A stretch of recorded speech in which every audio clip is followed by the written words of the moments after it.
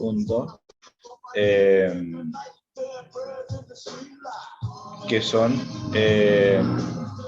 pericarditis, toda la enfermedad del pericardio y las miocardiopatías, dilatadas, constrictivas, restrictivas. Para tener un pantallazo más o menos, ya que nosotros tocamos varias patologías que afectan, vimos varios ejemplos de ellas, pero vamos a ver en profundo esto. ¿Está? Muy bien. Fogasa, exactamente. ¿Se me escucha muy bajo? Capaz la música por ahí Doctor, no se escucha bien, muy bajo. ¿Ahí se me escucha mejor? Bien. ¿Sí? Estaba muy fuerte la música, hermano. ¿Está? Bien. Gangster Paradise. Temón, ¿ah? La película de... Habrán visto ustedes, capaz, Michelle Pfeiffer, que era profesora de un colegio complicado. Pero les recomiendo, mírenla. Bueno, vamos a ver si encuentro... Vamos a empezar porque se va a hacer largo. A ver qué abro. No. Bien, parece que abrimos miocardiopatia primero. Así que vamos a empezar con esto. Bien.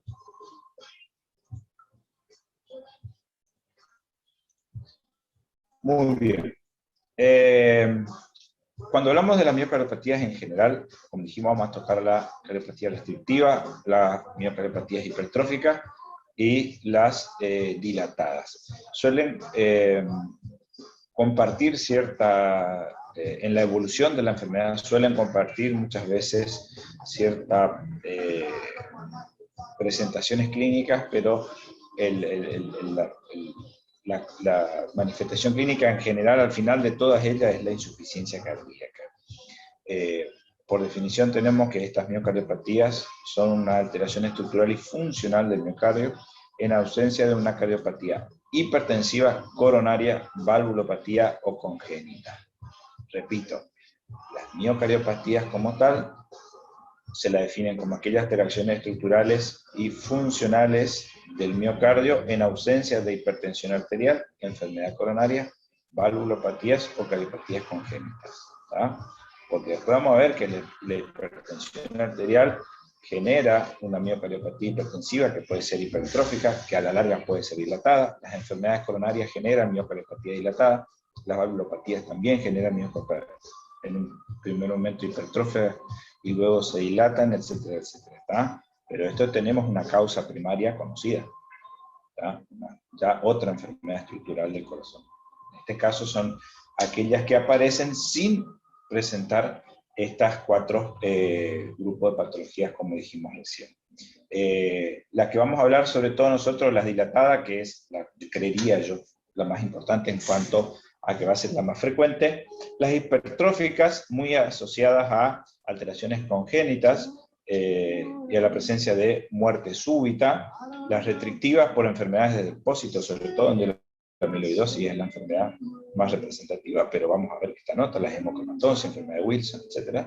Y la displasia ritmogénica del ventrículo derecho, patología rara, pero que tiene una alta tasa de mortalidad por las arritmias malignas que pueden desencadenar, como vamos a ver ahora.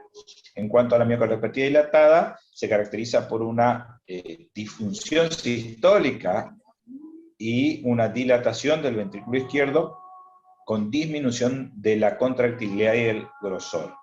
Generalmente esto también, vuelvo a repetir, en ausencia de enfermedad coronaria o valvular, porque como bien dijimos hoy, la coronaria, vamos a decir la angina crónica o el infarto agudo de miocardio, van a generar una dilatación como complicación mecánica. ¿Ah?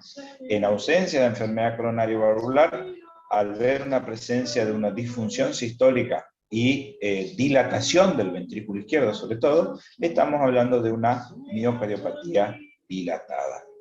Como etiología son muchísimas las causas, vamos a ver por ahí cuáles son las más frecuentes, por lo menos en mi experiencia, la que más me tocó ver.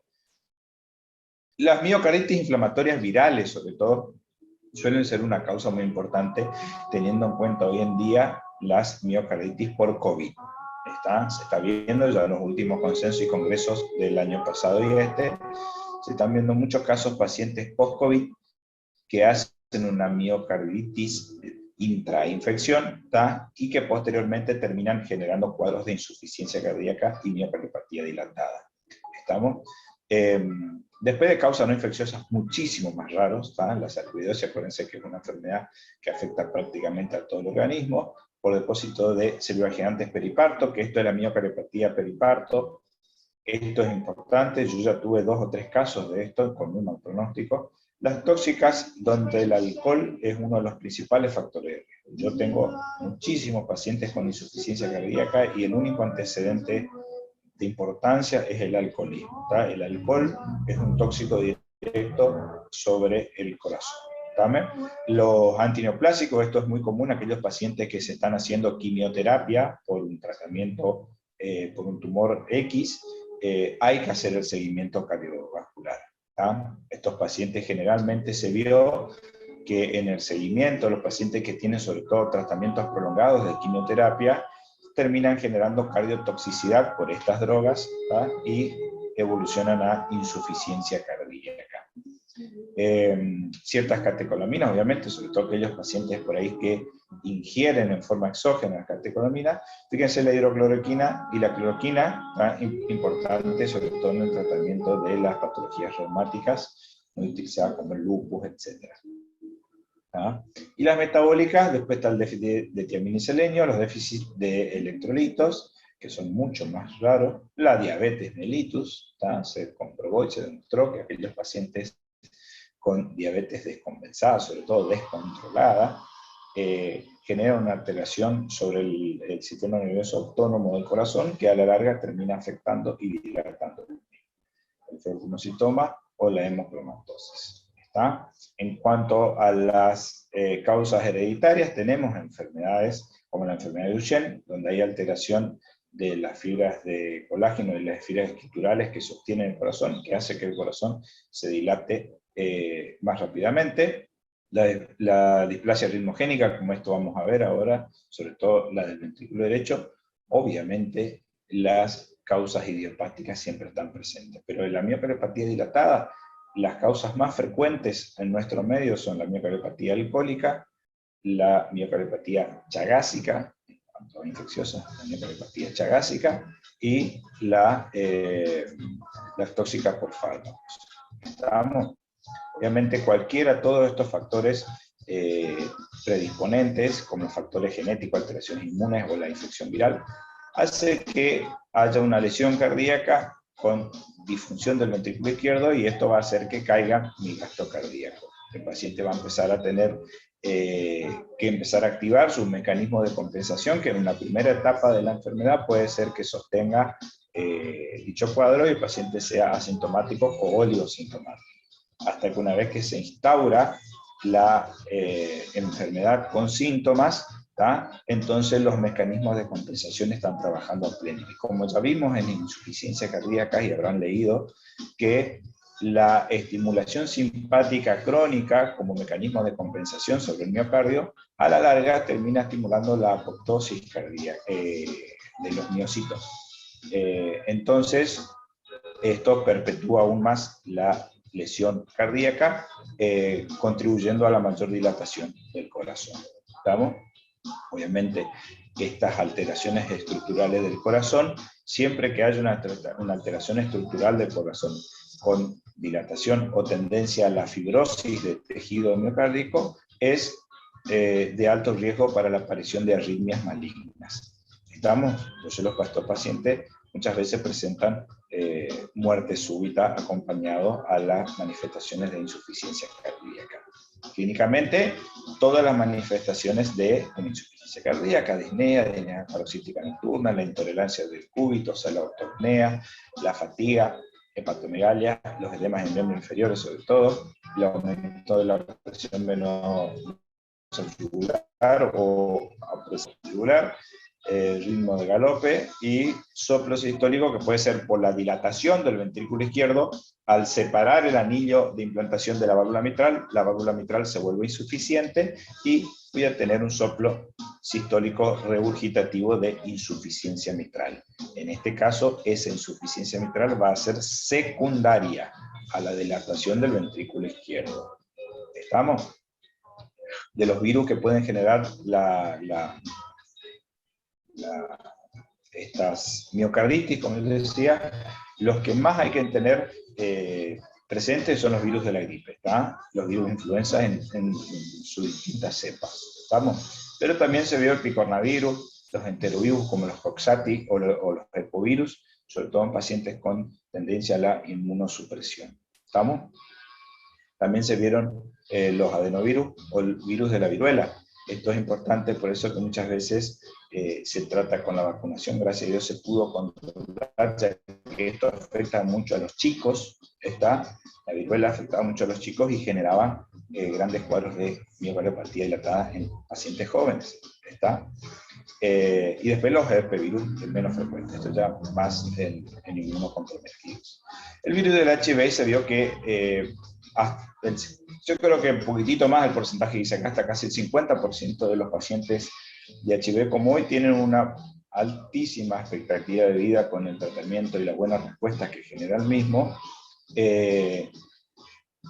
Se vio que a los pacientes, al aumentar la sobrevida con el HIV, se empezaron a aparecer patologías que en su primer momento por ahí no eran tan frecuentes, y dentro de la cardiopatía dilatada es una de ellas. Acuérdense que el HIV predispone a la infección de cualquier otro microorganismo, sobre todo los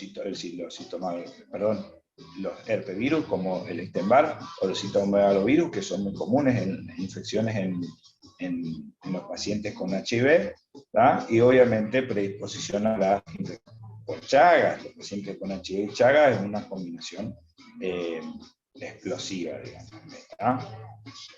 Muy bien. Los virus de la hepatitis también muy asociados a los pacientes inmunocomprometidos, pero son mucho menos frecuentes y tienen poca afectación a nivel cardíaco. ¿Estamos? Ahora, los parasitarios sí, el Chagas siendo la enfermedad parasitaria cardíaca más frecuente en nuestro medio.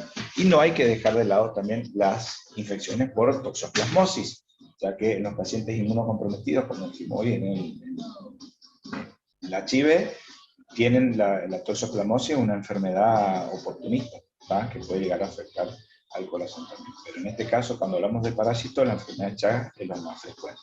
Acá en la Argentina tenemos toda la región norte de la Argentina, en países como Bolivia y el sur de Brasil, Paraguay, es muy común estas infecciones. La enfermedad de infección por Chagas favorece a la aparición de miocardiopatía dilatada y a la aparición de arritmias malignas como taquicardia ventricular y muerte súbita.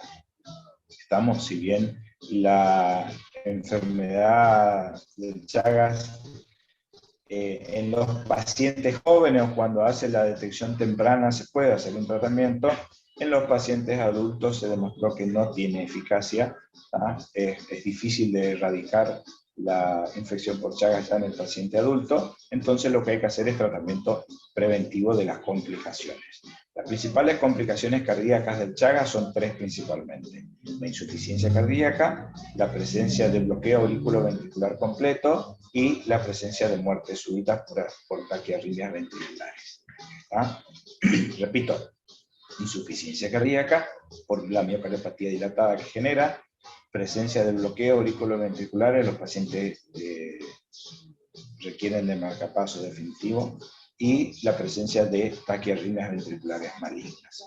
Yo cuando hice mi residencia, no quiero tirar un número exagerado, pero habremos puesto, no sé, más de 50, 60 marcapasos en todo lo que hice en la residencia, y me atrevería a decir que el 60% de los casos de no sé si más, de los marcapasos que pusimos en la residencia, los pacientes eran chagásicos. Era muy común que vengan los pacientes desde el Paraguay, con bloqueo AB, se les colocaba marcapasos y siempre eran chagásicos, la mayoría de ellos.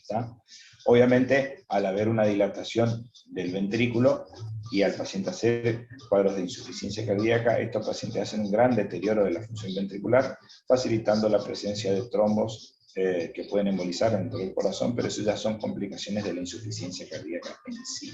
¿Vamos? La enfermedad de Chagas generalmente da 3 hallazgos electrocardiográficos que son muy característicos de ella. Una es el bloqueo de rama derecha, otra es un bloqueo AB de primer grado, y en tercer lugar, un hemibloqueo anterior izquierdo. ¿Ah? Cuando aparecen los tres hallazgos juntos en un electrocardiograma, se dice que es un bloqueo trifascicular, y esto es el pasito previo a que ese paciente se bloquee totalmente su nódulo auriculoventricular. ¿Está? Entonces, estos pacientes que tienen así, hay que hacer el seguimiento de cerca. ¿Estamos? La toxoplasmosis, como yo le decía, si bien, sí. Doctor, ¿puede repetir de nuevo Sí. los hallazgos en el electro? Sí, la enfermedad de Chagas, los cambios electrocardiográficos más comunes son bloqueo completo de rama derecha, bloqueo AB de primer grado y hemibloqueo anterior izquierdo. ¿Está? Si aparecen, de nada, si aparecen 2 de esos 3, se llama bloqueo bifascicular, y si aparecen los 3, se llama bloqueo trifascicular.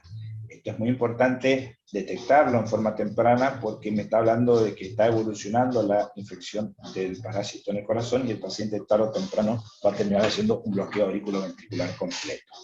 ¿Estamos? Sí, como bien yo le dije, la toxoplasmosis es una enfermedad oportunista, generalmente muy asociados a las mujeres en embarazo, y es una de las enfermedades oportunistas de las infecciones o las inmunosupresiones en general. ¿Vamos? Si bien la afectación neurológica es la más frecuente en la encefalitis por toxoplasmosis en los pacientes inmunocomprometidos, se vio también que pueden generar afectaciones cardíacas con dilatación cardiovascular. Esto sí tiene tratamiento, donde la trimethoprim sulfamethoxazol suele ser una asociación muy útil para el tratamiento de la toxoplasmosis, la pirimetamina o la sulfadiazina o la clindamicina. ¿Estamos? Pero el TMS suele ser el tratamiento de elección. ¿Está?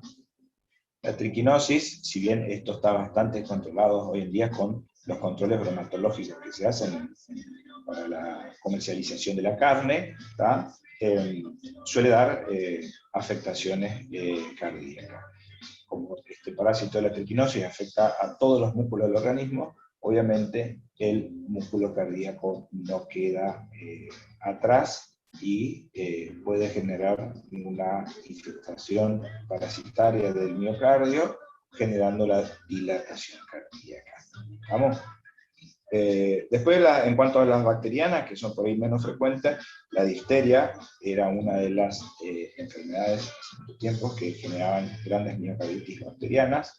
¿Tá? Las brucelosis o los microorganismos intracelulares, pero eso asociado sobre todo a pacientes inmunocomprometidos. Es muy difícil que un paciente inmunocompetente haga una miocarditis bacteriana. Que va a depender de la agresividad del germen, ¿no? O sea, ni hablar.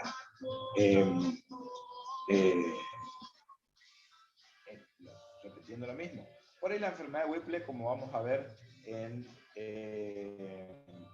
tropical, esto cuando veamos tercera era en digestivo, se va a hablar mucho de la enfermedad de Whipple como causa de diarrea, como causa de alteraciones gastrointestinales, pero la enfermedad de Whipple además, que está dado por el Treponema whippeli, Troferima whippeli, esta es una bacteria que genera una...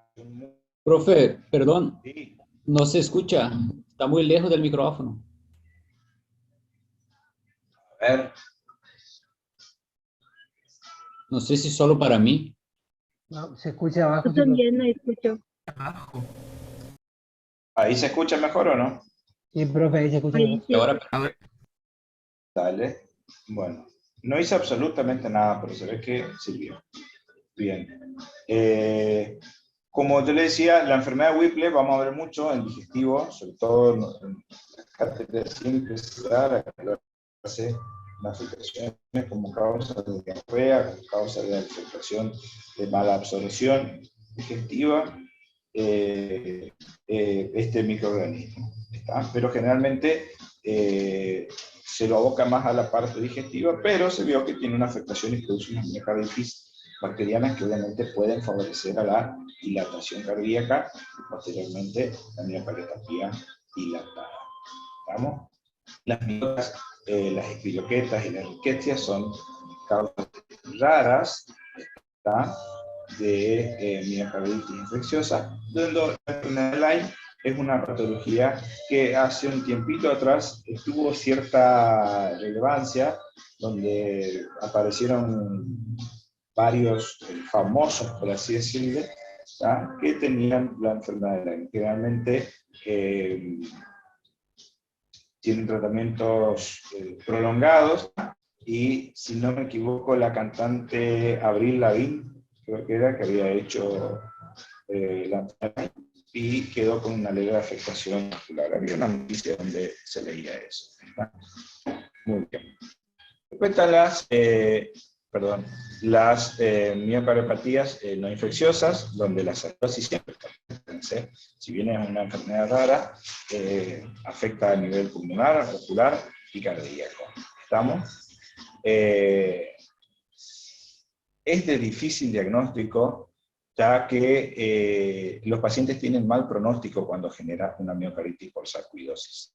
Tienen una rápida progresión, insuficiencia cardíaca y a la presencia de taquiarritmias ventriculares. El porqué de esto es porque la sarcoidosis genera grandes territorios de fibrosis a nivel cardiovascular y es una de esta oración rápida, entonces no le da al resto del corazón a acomodarse o a compensarse, y los pacientes presentan cuadros relativamente rápidos de progresión rápida, insuficiencia cardíaca y muerte súbita. La cirrosis es una causa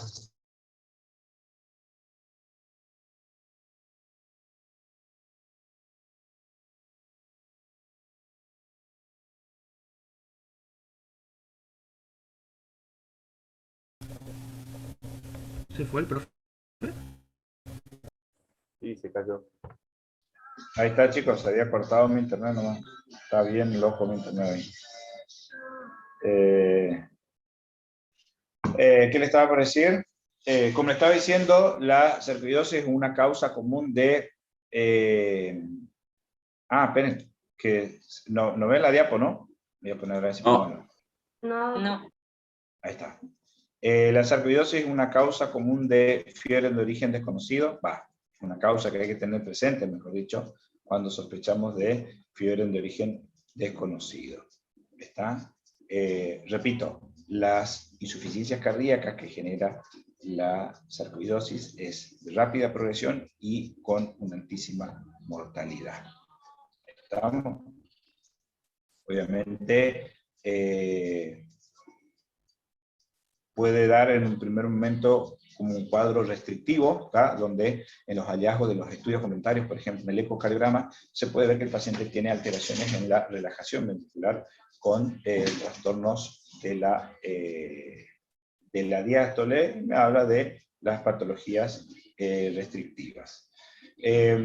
Muchas veces el diagnóstico de la sarcoidosis en estos pacientes es por descarte, ¿tá? O sea, a medida que vamos descartando las patologías, no nos queda otra que tratar de hacer una biopsia de los ganglios mediastínicos para tratar de localizar. Acuérdense que en la radiografía se solía ver las grandes adenomegalias que generan a nivel mediastínico, ¿tá?, para tratar de poder ver los granulomas sarcoideos que se forman. ¿Estamos? Y el tratamiento, obviamente, glucocorticoides a altas dosis. Estamos con colocación de marcapasos o cardiodefibriladores, ya que, como yo bien le dije hoy, estos pacientes hacen muertes súbitas en forma temprana, ¿tá?, con presencia de arritmias malignas.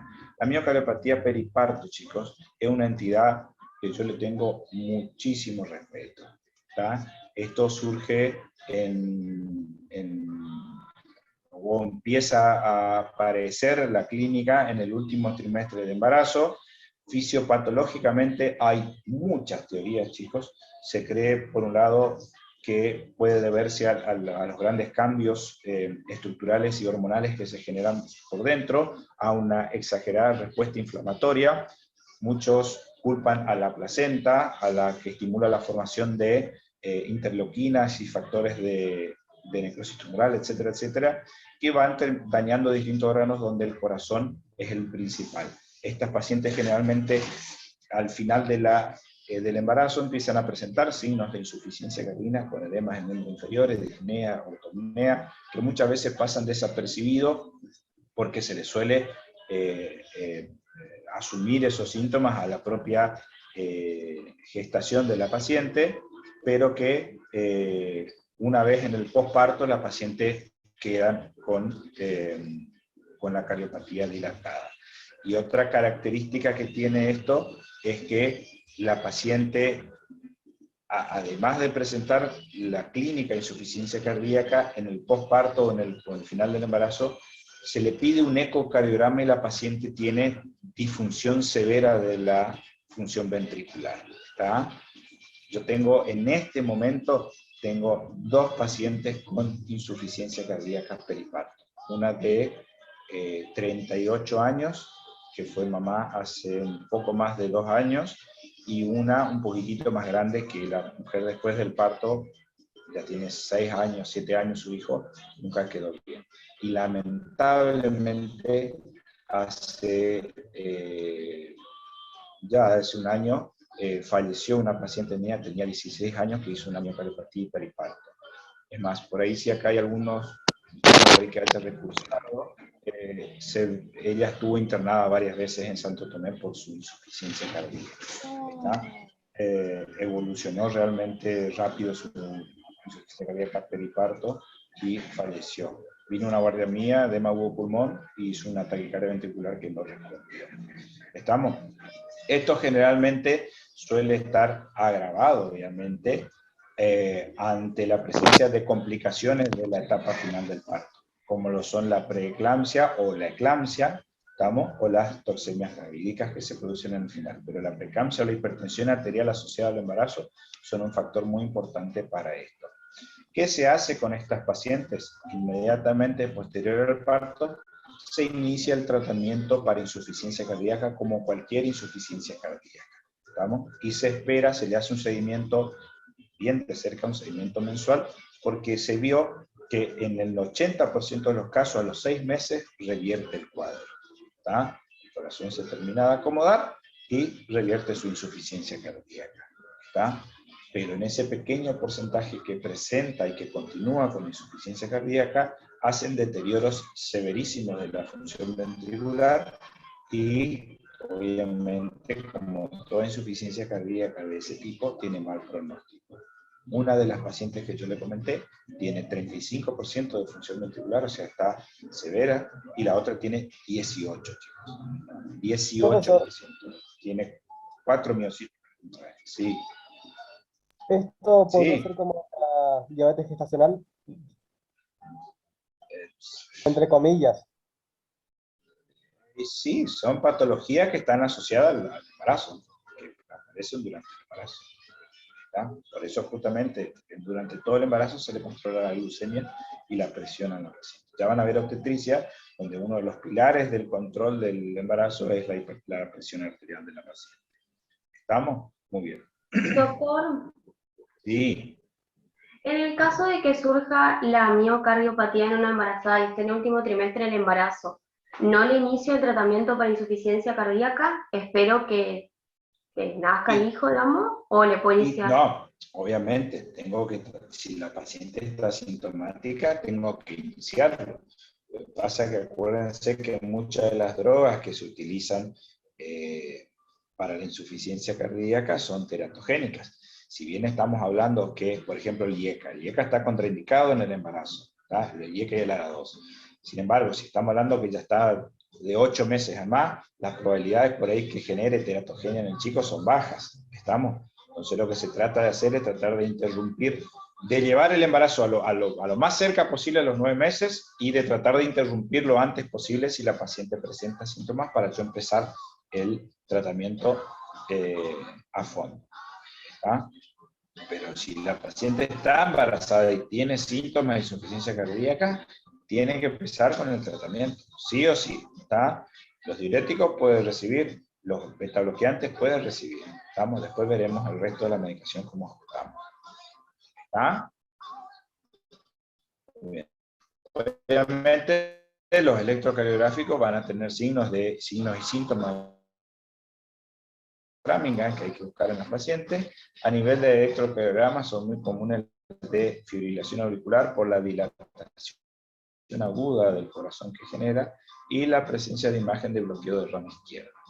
Obviamente, a nivel de la radiografía se ve la dilatación cardíaca, ¿tá? Pero se genera en forma rápida una dilatación cardiovascular, ¿tá? Si bien acuérdense que la radiografía por ahí está, hay que tener cuidado en la paciente embarazada, el ecocardiograma es el estudio de elección en estas pacientes. ¿Estamos? Como vemos acá, fíjense, la prueba diagnóstica, tenemos que encontrar la dilatación del ventrículo izquierdo y la disminución de la fracción de eyección. ¿Estamos? Fíjense en este ecocardiograma acá, donde vemos la dilatación de las 4 cámaras. ¿Está? Fíjense este ventrículo izquierdo, bien redondito, arrondado. ¿Está? La aurícula derecha, grande, el ventrículo derecho, grande. ¿Estamos? Muy bien. Una vez que se instaura el tratamiento, se puede hacer una prueba ergométrica, pero más que nada para ver cómo tolera y ver la clase funcional a la cual la paciente tolera la prescripción. ¿Estamos? Muy bien. Tratamiento como cualquier insuficiencia cardíaca, chicos. IECA o ARA2, su beta bloqueante, su diurético y su vasodilatador. El tratamiento es igual para cualquier insuficiencia cardíaca. ¿Estamos? Y tenemos que esperar, como yo le dije, al menos 6 meses. Después de los 6 meses, si no resuelve o no empieza a resolver su insuficiencia cardíaca, probablemente no lo resuelva más. ¿Estamos? En cuanto a la miocardiopatía hipertrófica, patología muy peligrosa, ya que tiene asociado muchas muertes súbitas por la presencia de arritmias malignas. ¿Estamos? Esto es una afectación primaria, generalmente con una carga genética importante, que genera la hipertrofia del músculo ventricular, sobre todo el ventricular izquierdo. Y esta hipertrofia puede dividirse en simétrica, asimétrica, concéntrica y excéntrica. ¿Estamos? Fíjense el ejemplo acá, donde tenemos una asimétrica, donde tenemos el tabique interventricular con hipertrofia. ¿Estamos? Generalmente no se sabe a ciencia cierta, cuáles son las causas, pero sí se demostró ciertas mutaciones genéticas que favorecen a la predisposición. Muchas veces los pacientes pasan muchos años asintomáticos, ¿tá? Y con la adolescencia o la adultez empiezan a aparecer los síntomas de insuficiencia cardíaca o de muerte súbita, que eso es lo peor de todo, ¿tá? Muchas veces suelen ser hallazgos de la miocardiopatía, alteraciones en la repolarización ventricular. Entonces son esos pacientes jóvenes que vienen a hacerse un apto físico y uno encuentra que tienen signos de hipertrofia ventricular con isquemias subendocárdicas, o sea, las ondas T negativas. ¿Vamos? Si ustedes encuentran un paciente joven así, tienen que pedirle un ecocardiograma sí o sí, para ver el tamaño de esa pared ventricular. Acuérdense que en los jóvenes, en los pacientes jóvenes, es muy común por ahí que tengan una carga, unos voltajes o electrocardiogramas mayores que muchas veces confunden como si el paciente tuviera criterios de hipertrofia ventricular. Entonces, ante la duda, le pedimos el ecocardiograma. Como yo le decía hoy, fíjense acá, las cardiopatías hipertróficas asimétricas, cuando una de las caras del ventrículo está hipertrofiado, la simétrica o concéntrica, cuando está el tabique y la cara libre, ¿está? Y después está la hipertrofia apical, menos frecuente. ¿Estamos? Clínicamente, el dolor de pecho suele ser, la angina de pecho suele ser la manifestación más que frecuente, pero lamentablemente la que le sigue en frecuencia es la muerte súbita, chicos, ¿tá? Por aparición de arritmias malignas. Esto se vio porque ese miocardio que está engrosado genera microprocesos de fibrosis, y como yo siempre le digo, la fibrosis a nivel cardíaco favorece a la aparición de arritmias malignas y muerte súbita. Realmente signos de insuficiencia cardíaca, disnea de esfuerzo, disnea paroxística nocturna, rales crepitantes, tercer ruido, etcétera, etcétera. Generalmente la función sistólica está conservada, lo que se genera es una disfunción diastólica del ventrículo. Lo que tengo que buscar obviamente son signos de insuficiencia cardíaca y si hay presencia de soplos. Generalmente el soplo de la miocardiopatía hipertrófica es cuando está comprometido el tabique interventricular, que produce una obstrucción del tracto de salida del ventrículo izquierdo y da un soplo sistólico eyectivo, por la obstrucción del tabique. Muchas veces, si afecta más la pared libre, puede afectar la válvula de la mitral y dar un soplo sistólico regurgitativo que se ajusta mejor en el cuerpo mitral. ¿Estamos? El diagnóstico definitivo primero se hace con la sospecha o con los hallazgos, como te le había dicho hoy.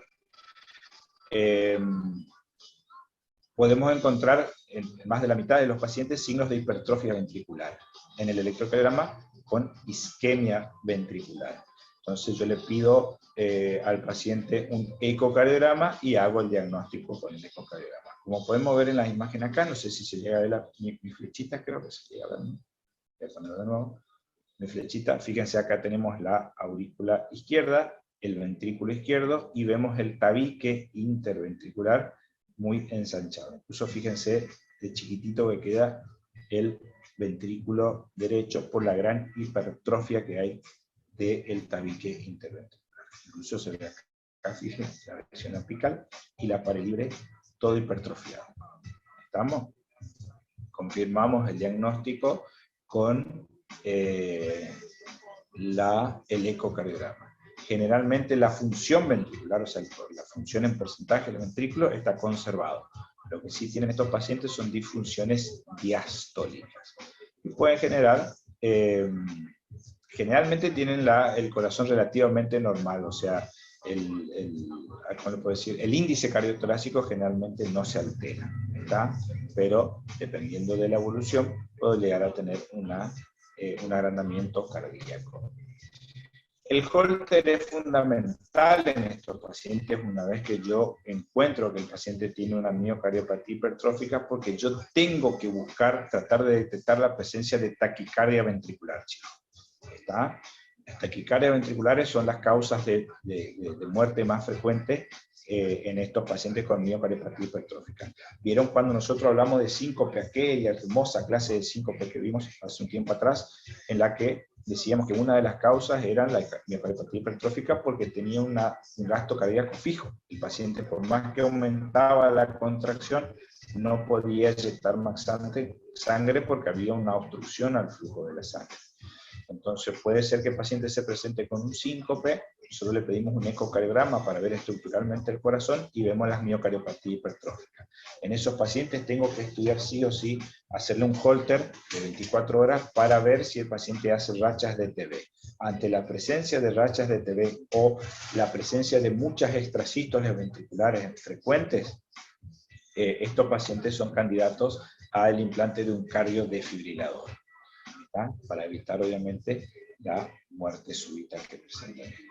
Generalmente el tratamiento es tratar de evitar las complicaciones como lo es la muerte súbita. Se pueden llegar a hacer las ablaciones, ¿no? Por cateterismo, tratar de hacer por radiofrecuencia, por calor o por inyección de alcohol, tratar de disminuir el grosor de la pared y así evitar la obstrucción que genera la miocardiopatía. ¿Estamos? Obviamente tratar de dar drogas que mejoren la diástole, como lo son los beta-bloqueantes, o los bloqueantes cálcicos, sobre todo el verapamilo y el diltiazem. Entonces, como ese miocardio está muy engrosado y duro, tiene una disfunción diastólica. Entonces, lo que hacemos con estas drogas es mejorar la diástole y se llena mejor el corazón. ¿Estamos? Esto, como yo le decía hoy, se puede hacer la miomectomía septal, o sea, por métodos quirúrgicos, o la ablación septal por cateterismo. Ahora, si el paciente no responde al tratamiento y tiene tendencia a generar muertes súbitas a repetición, estos son pacientes candidatos a trasplante cardiovascular. ¿Estamos? Muy bien. Como bien dijimos hoy, estos pacientes tienen riesgo a presentar muerte súbita, sobre todo si hay antecedentes familiares de pacientes, de familiares cercanos que hayan tenido muerte súbita o hayan presentado una muerte súbita o una muerte temprana. ¿Ya? Eso hay que tener mucho cuidado. Fíjense, si tiene uno mayor o más de 3 menores, ¿tá? Esto está mal acá, es un mayor o más de 3 menores, estos pacientes son candidatos para colocarse un cardiodefibrilador implantado. Repito, un mayor o más de 3 menores, ¿tá? Candidato para desfibrilación. Cuando hablo de los criterios mayores y menores, o es aquellos pacientes que yo ecocardiográficamente ya demostré que tienen una miocardiopatía hipertrófica, más un criterio mayor, listo, ya se puede colocar un cardiodefibrilador implantado. ¿Estamos?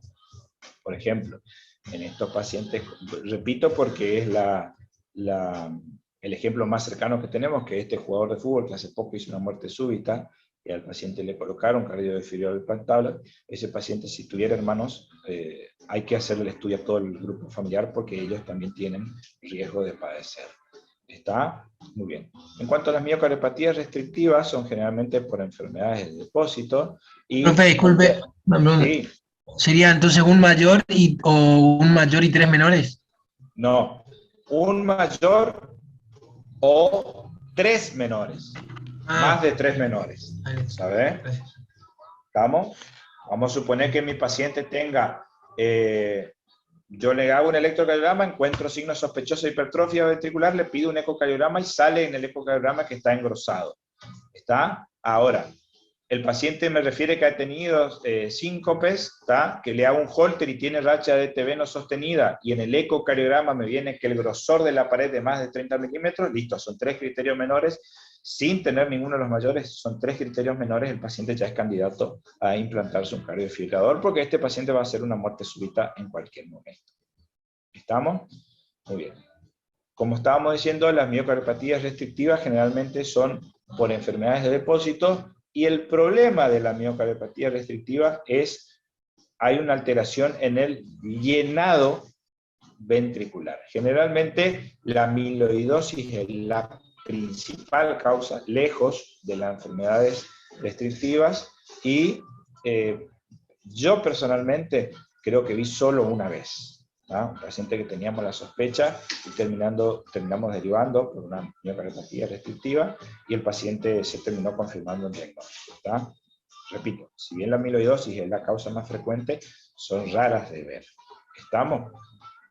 Generalmente los pacientes empiezan a presentar síntomas durante el ejercicio o intolerancia al ejercicio, que van aumentando su disnea, que es la principal manifestación clínica, va aumentando en clase funcional. Primero el paciente empieza a presentarlo a grandes esfuerzos, que va progresando y luego se vuelve invalidante prácticamente. ¿Está? Fíjense, la disnea es la principal manifestación clínica, pero después todos los signos de insuficiencia cardíaca. En el electrocardiograma pueden ser que tengan presencia de disminución de los voltajes, los complejos QRS y la presencia de FA. Obviamente en el ecocardiograma podemos encontrar un ventrículo izquierdo engrosado que se relaja poco, ¿tá? O que se relaja mal. Y si yo tengo la sospecha, la única forma de hacer el diagnóstico es con la biopsia, digamos, para ver la presencia del depósito de los amiloides. ¿Estamos? Es la principal causa, como yo le decía, y el problema de esto es que, como toda enfermedad de depósito a nivel cardíaco, produce no solo una alteración en la contractilidad y en la relajación, sino que afecta al sistema de conducción, que es por lo cual aparecen las arritmias malignas. ¿Tá? En cuanto al tratamiento, chicos, se vio que obviamente se hace tratamiento para insuficiencia cardíaca como cualquier insuficiencia cardíaca, pero se vio que se puede dar en el caso de que sea la enfermedad relativamente aguda y se vea un infiltrado inflamatorio infeccioso, perdón, infiltrado inflamatorio agudo por el depósito de los amiloides. La colchicina ayuda a disminuir la inflamación, el proceso inflamatorio que este genera. ¿Está? Entonces, pero estos pacientes generalmente requieren de cardiofibrilador implantado y la mayoría de ellos evolucionan o terminan requiriendo el trasplante cardíaco. ¿Estamos? Una enfermedad que, si bien como yo decía es la más frecuente de todas, es rara de ver. La enfermedad de Fabry, esto se da sobre todo en pacientes jóvenes, esto genera unas grandes afectaciones miocárdicas, o sea, unas hipertrofias importantísimas, ¿estamos? Y además de la afectación cardíaca, suele tener una manifestación muy común que son las lesiones en la piel, lesiones eritematosas tipo petequiales en la piel, ¿estamos? Y otra causa que también puede dar es la esclerodermia, si bien esto afecta más las extremidades de la piel y la parte respiratoria. Estos pacientes son muy comunes con esclerodermias que generen hipertensión pulmonar, ¿tá? Y también puede dar miocardiopatías restrictivas. ¿Estamos? La endocarditis de Loeffler es mucho más frecuente en el varón que en la mujer, ¿tá? Y se da un hallazgo de laboratorio característico, son el aumento de los eosinófilos. Esto muchas veces nos hace empezar en ciertas parasitosis que puede estar presentando el paciente, ¿tá? Pero es secundario a esta endocarditis, ¿estamos? Y puede estar exacerbado por pacientes con cuadro alérgico, parasitarios o cancerosos, como yo le dije, porque estos tres cuadros son los que en la fórmula leucocitaria aumentan los eosinófilos, ¿estamos? Obviamente, como es una enfermedad autoinmune, por así decirlo, el tratamiento es con inmunomoduladores, corticoides a altas dosis, y estos pacientes favorecen la presencia de trombosis y fibrosis cardíaca, o sea que pueden generar tromboembolia pulmonar o embolia sistémica. Entonces la anticoagulación también es muy frecuente en estos casos. ¿Estamos? La diferencia entre una pericarditis, que vamos a ver ahora, constrictiva, y una miocarditis constrictiva, es que la pericarditis, la primera porción de la diástole, está conservada, obviamente dependiendo de qué tan avanzado esté mi pericarditis constrictiva. Sin embargo, la miocarditis, ¿tá? Es toda la diástole está afectada. ¿Estamos? Muy bien. Acá ponemos un cuadrito comparativo, esto después compartiremos en la plataforma, o yo comparto con ustedes para que pasen, para no tenerlo acá, porque se hace largo todo, ¿tá? Pero lo principal que tienen que saber entre la pericarditis y la miocarditis, que en la pericarditis la primera porción de la diástole está conservada, ¿tá? Sin embargo, en la miocarditis restrictiva, toda la diástole está conservada, está afectada, perdón. Toda la diástole está afectada. Y para terminar, la miocardiopatía ritmogénica del ventrículo derecho. Esto es una causa muy común de muerte súbita y se da por una alteración congénita y se llama displasia arritmogénica. ¿Está? Hay una malformación a nivel del ventrículo derecho que hace que las trabeculaciones de los músculos papilares sean exageradas y se encuentran áreas parcheadas de fibrosis. Y le vuelvo a repetir, toda fibrosis a nivel del ventrículo, ya sea izquierdo o derecho, favorece la aparición de arritmias malignas. ¿Estamos? El triángulo o la tríada de la displasia tiene una alteración del tracto de salida, el del tracto de entrada y en el apex, ¿tá? Como vamos a ver ahora en imágenes. Tiene un hallazgo electrocardiográfico que es muy interesante, chicos, ¿tá? Que imita a un bloqueo de rama derecha, con las ondas epsilon, como vamos a ver ahora. ¿Estamos? Estos pacientes hacen arritmias malignas, ¿tá? Y la resonancia magnética es el gold standard. ¿Estamos? ¿Cómo hago el diagnóstico de la displasia arritmogénica del ventrículo derecho? Con resonancia nuclear magnética. Fíjense, si miramos acá, si esto fuera B1, fíjense que tenemos R, S, e impresiona una R', ¿está? Generalmente la R' del bloqueo de rama derecha es más alta que la primera R, ¿está? Esto es la onda épsilon que se genera en estas patologías. ¿Estamos? Fíjense acá en la resonancia, como podemos ver las imágenes donde hay una alteración en la estructura del ventrículo derecho, ¿está? Con deformidad del mismo, y en la anatomía patológica, fíjense, si se llegan a ver, las áreas parcheadas de fibrosis que genera, ¿estamos? En todo el ventrículo, y obviamente en estas áreas son las que predisponen la aparición de mecanismos de reentrada y arritmias malignas. ¿Estamos, chicos? Estos pacientes hacen cuadros de insuficiencia cardíaca, se trata como cualquier insuficiencia cardíaca, pero principalmente arritmias malignas como taquicardia ventricular, fibrilación ventricular y muerte súbita. ¿Estamos, chicos? Estos pacientes son candidatos al cardiodefibrilador implantado. Fíjense acá, tenemos una imagen de un cardiodefibrilador con su catéter que viene a la punta del ventrículo derecho, y esto se encarga de detectar la presencia de arritmias malignas y dar una descarga. ¿Está? Al dar la descarga, obviamente, revierte la arritmia. Muy bien. ¿Estamos, chicos? Entonces, esto es más o menos la parte de miocardiopatías. ¿Está? Yo puse todo mi empeño para que sea lo más entretenido posible. ¿Está? Son temas engorrosos, ¿está? Porque son temas muy amplios, porque no íbamos a hablar de la insuficiencia cardíaca en sí, o el tratamiento de la insuficiencia cardíaca, porque eso ustedes ya vieron, ya saben cómo se trata la insuficiencia cardíaca. Está muy bien. Yo no sé qué le pasa a mi cámara, que parece que estoy en la Matrix. ¿Está? Muy bien. Me ve medio verde, ¿no? Bien. No estaría nada mal que aparezcan. Una pregunta. ¿El síndrome de Takotsubo entraría en las miocardiopatías o entra en otra clasificación? No, porque el síndrome de Takotsubo, estas miocardiopatías son patologías que se instauran y quedan. ¿Entendido? No sea, la alteración, una vez que se instaura, queda, permanece y genera un daño crónico. ¿Está? En el caso de la miocardiopatía por estrés, que eso es el Takotsubo, que es una miocardiopatía por estrés, ¿está? Es transitoria. ¿Está? Aquellos pacientes que vienen con clínicas de síndrome coronario de infarto agudo de miocardio, con la alteración característica que genera el Takotsubo. ¿Saben por qué se llama Takotsubo o no? ¿Tiene alguna cosa a ver con un polvo que como late la punta del corazón, ¿no? Como se contrae la punta del corazón, algo así. Claro, adquiere una forma característica. El Takotsubo, cuando el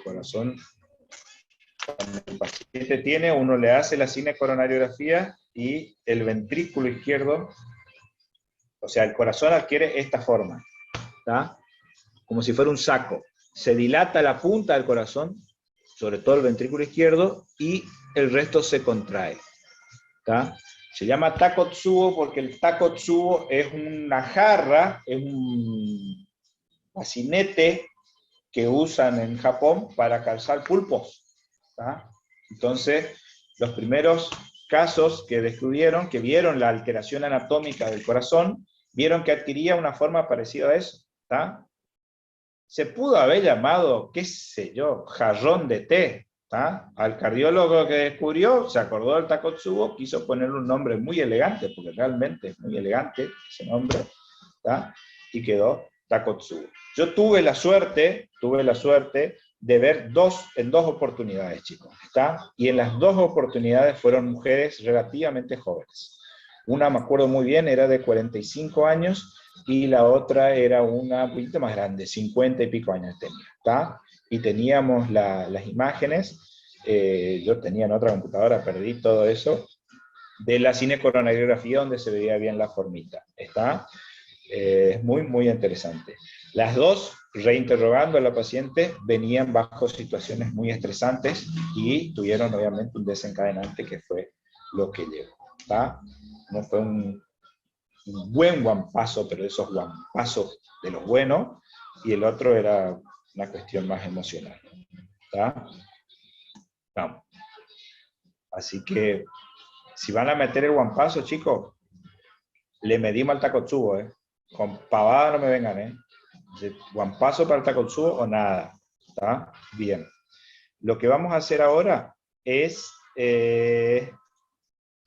vamos a hablar, chicos, rapidito, porque es largo. Y suelen preguntar de pericarditis. ¿Estamos? Pericarditis son 3, 4 cositas las que quiero que sepan bien, o por lo menos a la tener presente, porque suelen ser diagnósticos o patologías que están subdiagnosticadas, no se las tiene presentes, ¿está? Y obviamente generan diagnósticos diferenciales muy importantes con los síndromes coronarios, que son los principales, o las anginas de pecho, que son los principales diagnósticos diferenciales.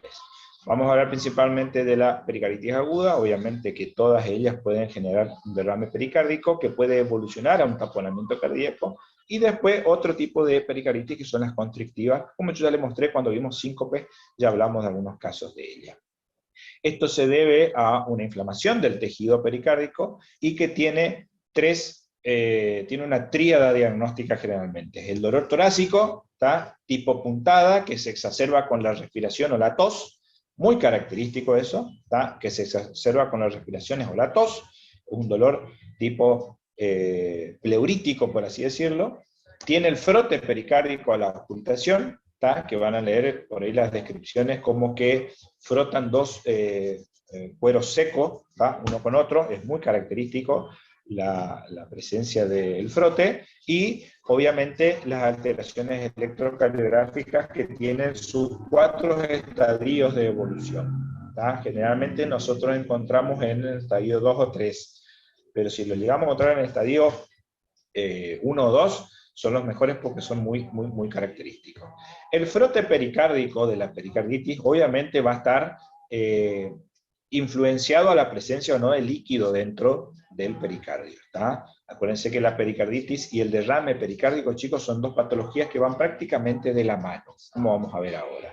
En cuanto a la causa, las virales son lejos las más frecuentes, chicos, ¿está?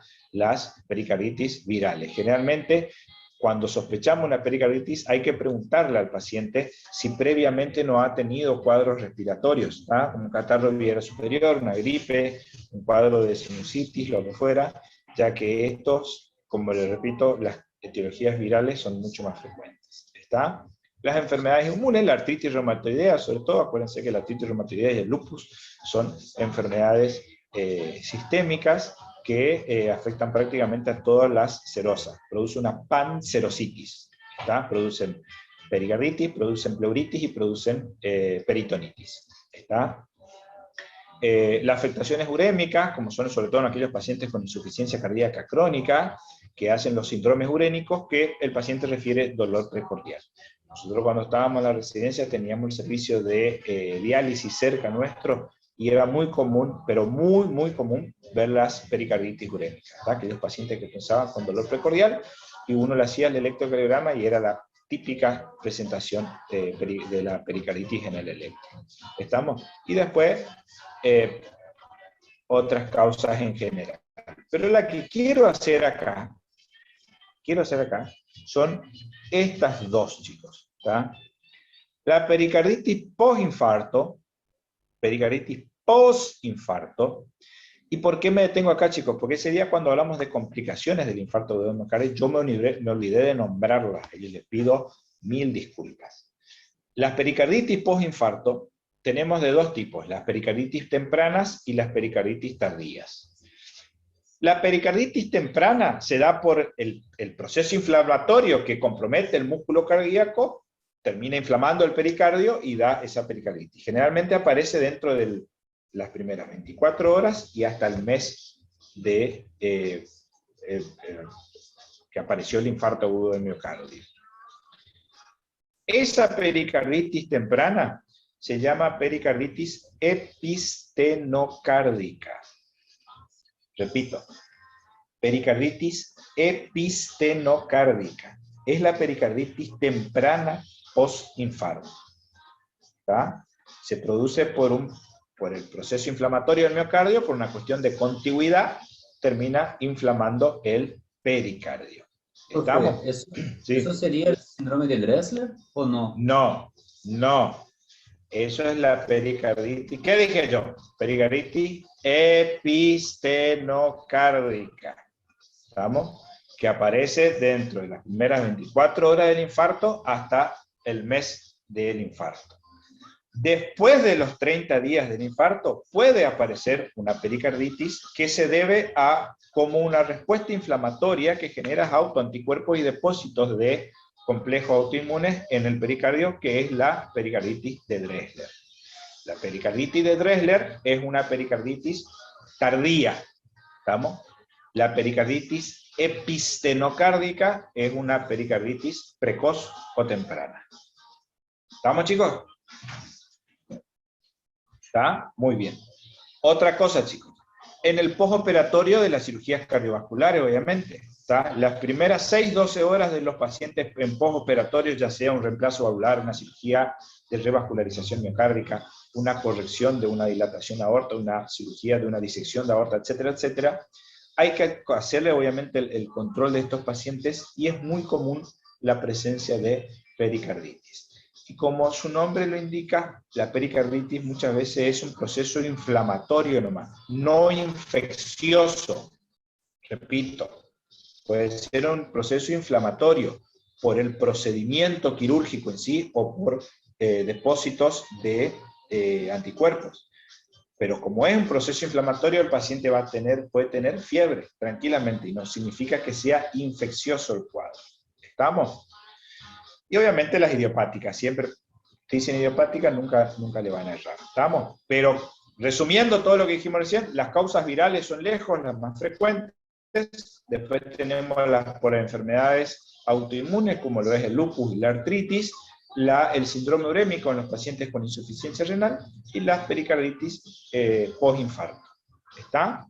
La actínica es por aquellos pacientes que se hacen radioterapia a nivel torácico, ¿no? Pacientes con cáncer de mama, pacientes con cáncer de pulmón, ¿tá? Que se hacen radioterapia pueden generar una pericarditis actínica. ¿Estamos? El dolor torácico es el síntoma más frecuente, que es típico, un dolor tipo pleurítico, como yo le decía, que es en puntada.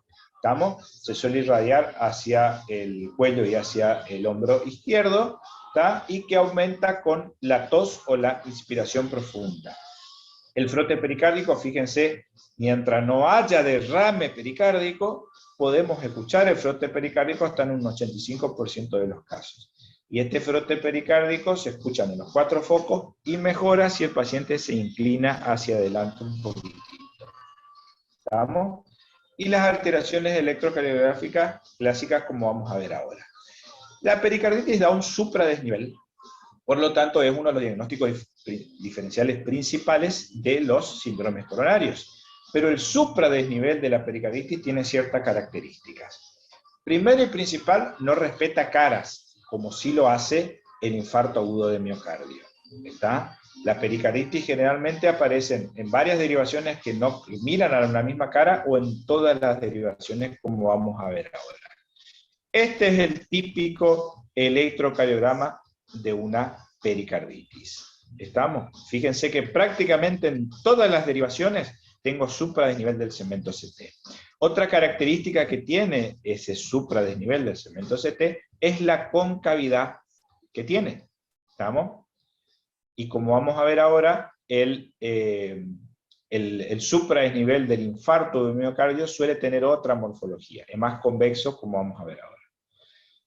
Un dato que le doy yo, que sinceramente les digo, no me acuerdo si leí o es algo que yo no me inventé, seguramente habré leído, yo no voy a inventar nada, pero en algunos de los tantos libros que leí de electrocardiograma, habla que el supradesnivel de la pericarditis no tiene imagen especular. ¿Se acuerdan cuando vimos infarto de miocardio y vimos que hay una cara que tiene el supradesnivel del segmento CT? Y otra cara que da infradesnivel, o sea, da una imagen especular. Ese patrón no pasa en la pericarditis. ¿Estamos? Tengo solo supradesnivel del segmento CT. ¿Estamos? Después obviamente hay alteraciones del PR, ¿está? Había una alumna que me dejó loco ¿Cuánto mide el segmento PR? ¿Quién era? Marza, ¿vos era? No me acuerdo quién era. ¿Está? No, no era yo. Una semana ese día me preguntó cuánto mide el segmento PR que no encuentre, no podía dormir. Bueno, fíjense acá. Estos son los estadios para mirar bien completo ahora todos los estadios. En el estadio 1, o sea, cuando se empieza a formar el proceso inflamatorio del pericardio, empieza a elevarse el ST en forma cóncava, concordante con la onda T, o sea, el ST sube con la onda T positiva siempre. Y este es un dato importante. Hay depresión del PR, chicos. ¿Tá? Hay infradesnivel del segmento PR, como vamos a ver ahora. Estamos en las mismas derivaciones que sube el ST. ¿Estamos? En el estadio 2, el PR se normaliza y queda con el ST tendiendo a bajar a la normalidad. Pero las ondas T se empiezan a aplanar. ¿Estamos? Miren, chicos, ahora estaba tan dormido hoy a la madrugada. Hoy a la madrugada tuve un paciente con dolor pulmonar. Tiene un antecedente de alcoholismo. Es más, llegó borracho al hospital con dolor de pecho. Estaba muy hipertenso, lo reconozco, estaba con casi 220 de sistólica, y un dolor de pecho inespecífico. El electrocardiograma yo había asumido como normal, y ahora que me acuerdo, tenían las ondas T plana en toda la cara anterior. Probablemente sea una pericarditis que haya hecho un paciente. Mira, se fue con la presión normal y bien. Borracho todavía, pero se fue con la presión normal. ¿Está? Pero fue hoy a las 4:30 de la mañana, estaba medio dormido. ¿Está? Es en el estadio 2. En el estadio 3, el ST vuelve a la normalidad, ¿está? Pero las ondas T se vuelven negativas. ¿Estamos? Y en el estadio 4, el electrocardiograma vuelve a la normalidad. ¿Estamos?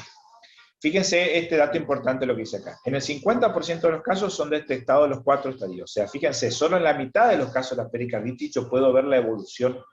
¿Ah? Y en más del 80% de los casos, la presentación del infranivel del segmento PR está en los estadios tempranos. Y si bien es un dato muy específico, pocas veces los vemos. ¿Tá? Fíjense acá como yo les decía. ¿Tá? El supradesnivel cóncavo del ST que concuerda con la onda T, o sea, la onda T positiva. Estadio 1, en el estadio 2, acá no se llega a ver el infra del PR, pero ahora vamos a ver. En el estadio 2, el ST se empieza a normalizar y se aplana la onda T. En el estadio 3, la T se vuelve negativa. En el estadio 4, vuelve a la normalidad. Fíjense acá. Miren acá el infradesnivel de este PR, chicos. Como se ve sobre todo acá en la cara anterior. Esto es una pericarditis en una etapa agudísima. Agudísima. ¿Ven o no? Casi 2 cuadraditos de infradesnivel del PR. ¿Estamos?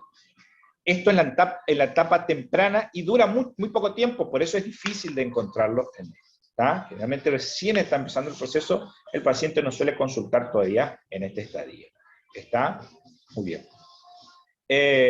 La diferencia entre el ST, como yo le había dicho, de la pericarditis y del IAM, es generalmente cóncavo, en guirnalda, como se le dice, y hacia arriba, y las derivaciones no concordantes no tienen imágenes especulares. En el IAM es convexo, ¿tá? Como vamos a ver ahora, con imágenes especulares.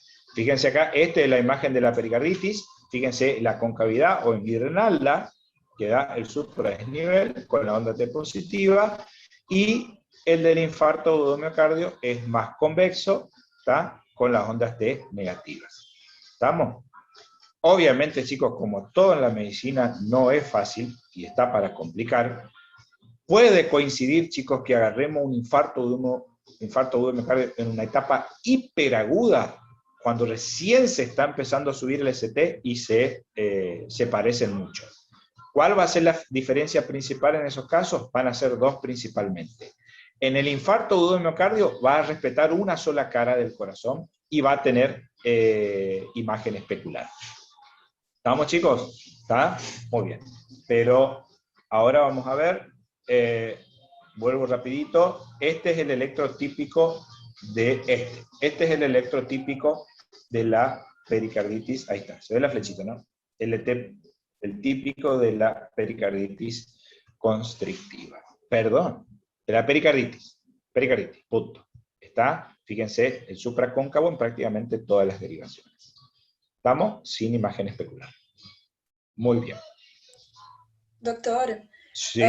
entonces si hay una pericarditis y un infarto, yo voy a diferenciar por ejemplo, va a tener en unas derivaciones el segmento ST cóncavo y en otras es convexo y ahí sería el infarto. ¿Eso? Qué pregunta. No. En el caso de que, o sea, hay que tener la suerte, hay gente que tiene esa suerte de que justo estaba haciendo una pericarditis y se infartó. ¿Tá? En ese caso, el electro, obviamente, el infarto, la necrosis miocárdica, le va a ganar en voltaje a la pericarditis. Entonces, va a adquirir esta característica el electrocardiograma. ¿Está? Muy bien. Pero es una pregunta para complicarnos, no va a pasar eso. ¿Tá? Piensen que no pasan esas cosas. ¿Tá? Pero está bien la pregunta, ojo. Pero la diferencia es que si él tenía una pericarditis y tenía así el electro y se infarta, iba a adquirir esta característica. ¿Se ve mi flechita, no? ¿Sí? Gracias. Bien. Dale. Sí. Le consulto algo, ¿por qué hay algunos libros que dicen que el ST en guirnalda no se puede ver en ABR y en B1? ¿A qué se debe eso? Es por una cuestión de la disposición del corazón y del eje. Es por una cuestión de cómo está mirando esas derivaciones. A ver, déjame volver acá. Porque fíjate que ABR es todo negativo. ¿Entendés o no? Entonces, yo no voy a ver el supra acá en ABR. ¿Está? Sería de última como un infra, pero no se ve afectado a ABR. Y B1 es lo mismo, porque como B1 está mirando la cara más del ventrículo derecho, ¿tá? Las alteraciones eléctricas en esa cara son mínimas. A eso nomás se debe. Una cuestión de disposición de los electrodos. ¿Sabes? Sí, doctor, gracias. Esto, bueno, obviamente, lo que hay que tratar de hacer en estos casos son hacer un tratamiento rápido porque es muy molesto esto para el paciente y puede tener ciertas consecuencias a largo plazo.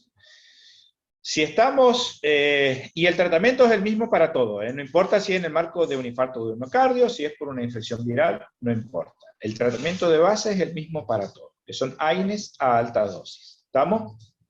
Se hace tratamiento, o sea, clínico sintomático, se hace el seguimiento electrocardiográfico y la radiografía de tórax para ver la presencia del derrame pericárdico, porque muchas veces el paciente tiene una pericarditis y de golpe nosotros hacemos el tratamiento y el paciente mejora clínicamente.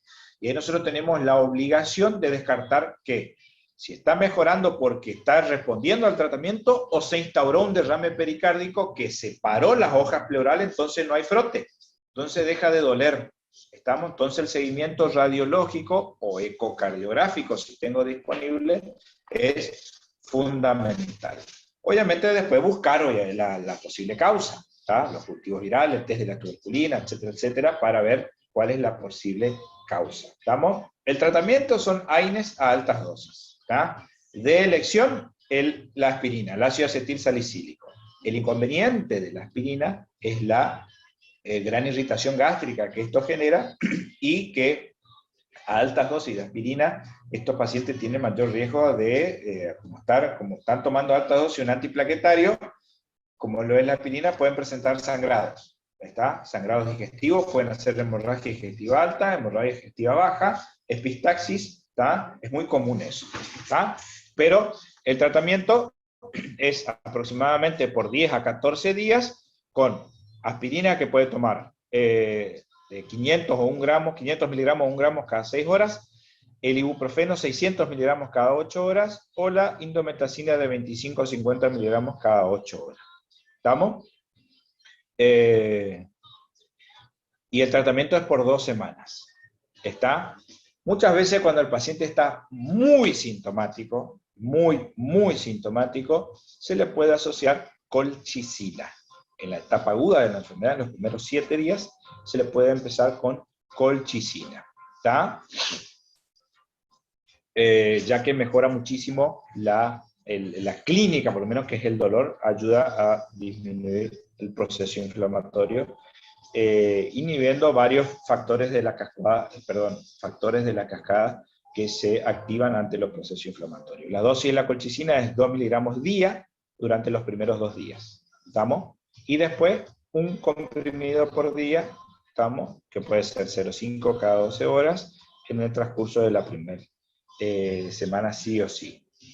El tratamiento recomendado son de 3 a 6 meses, ¿está? Pero generalmente, si a los 7 días el paciente revierte bien y mejora clínicamente, ya se lo puedes suspender. Otra cosa, tiene que estar asociado sí o sí a la INES, no se da solo, ¿tá? La colchicina solo no se utiliza en la pericarditis. Después ya van a ver que esto también se utiliza en la gota, pero eso es otra patología. El año que viene, si Dios quiera, van a ver cuando el paciente viene con la crisis gotosa aguda. ¿Estamos? Muy bien. La mayoría, me atrevería a decir, más del 90% de los casos, ¿tá? Resuelve el cuadro en el transcurso de los 14 días. Hay un pequeño porcentaje que puede permanecer por más tiempo, y fíjense que entre el 15 al 20% puede recidivar, y eso se llama una pericarditis aguda recidivante, ¿tá? Y entre el 30 y el 50% de las pericarditis tuberculosas o purulentas evolucionan a una pericarditis constrictiva.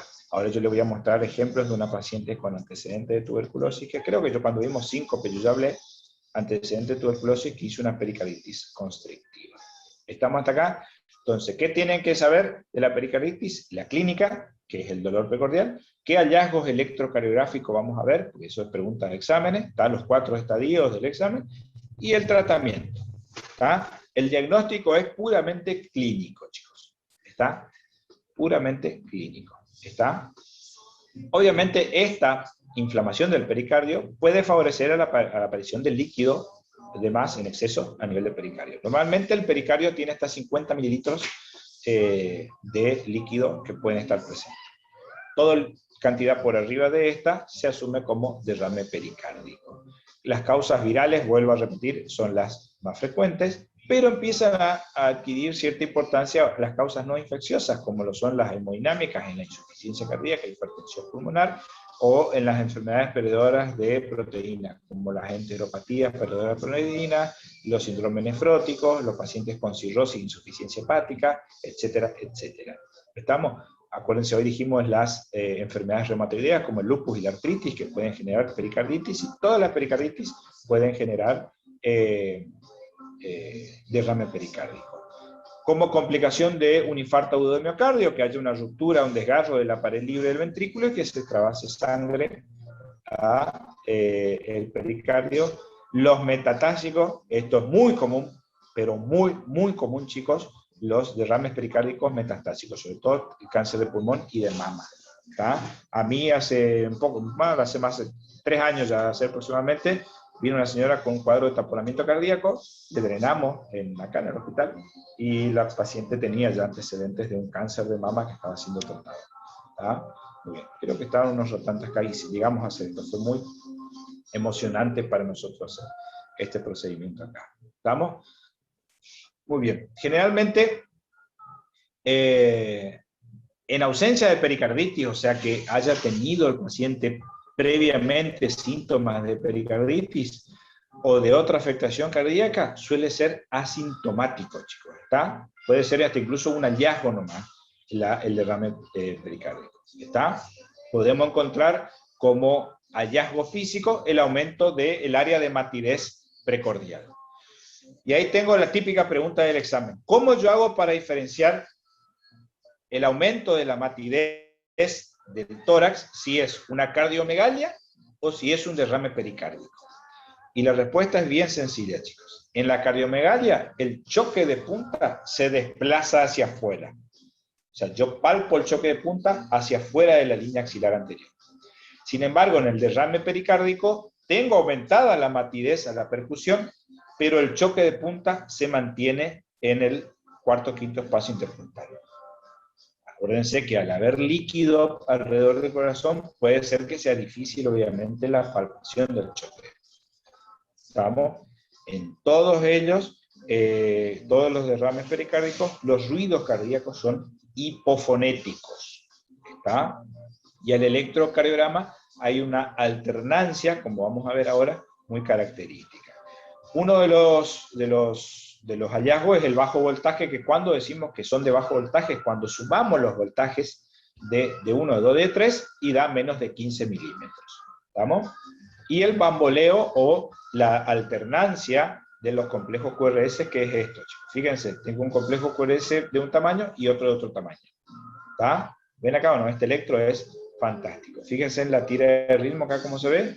Uno grande, uno chiquito. Uno grande, uno chiquito. Y esto se da, chicos, porque el corazón se está moviendo dentro de ese pericardio, que está lleno de líquido, y un latido está más cerca de la pared torácica, otro latido está un poquito más lejos. ¿Está? Y esto se va modificando con la respiración. Por eso produce esta alternancia.